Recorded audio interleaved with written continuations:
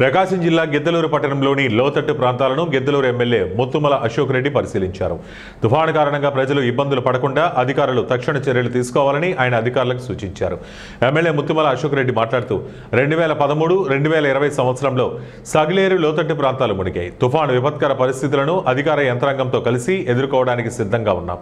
ప్రజలెవరూ భయాందోళన చెందాల్సిన అవసరం లేదు.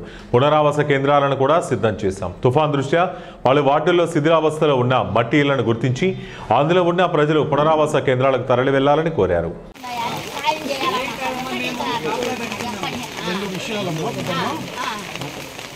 మీకు గతంలో 2 సార్లు మనకి 2012-2020లో తుఫాను వచ్చినప్పుడు మనకి బాగా మునిగిపోయింది ఇదంతా కూడా.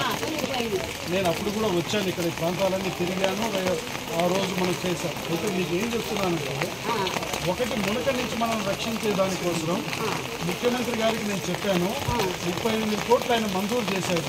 ఈ పనులు మొదలు పెట్టాలంటే కొన్ని రోజులు టైం పడుతుంది. ఒకటి అది కడితే ఈ ఆదుర్త మనకు పనిలేదు, రక్షణ కూడా అని చెప్పి రిటైనింగ్ వాల్ నిర్మిస్తారు, ప్లస్ చెక్ డ్యామ్ కడతారు. అది తర్వాత జరిగే పని. ఇప్పుడు ఇవాళ రేపు ఎల్లుండి భారీ వర్షాలు ఉన్నాయి కాబట్టి మీ దగ్గరికి నేను ఎందుకు వచ్చినానంటే, ఇప్పుడు సగిలేరు మామూలుగానే పారుతూ ఉంది.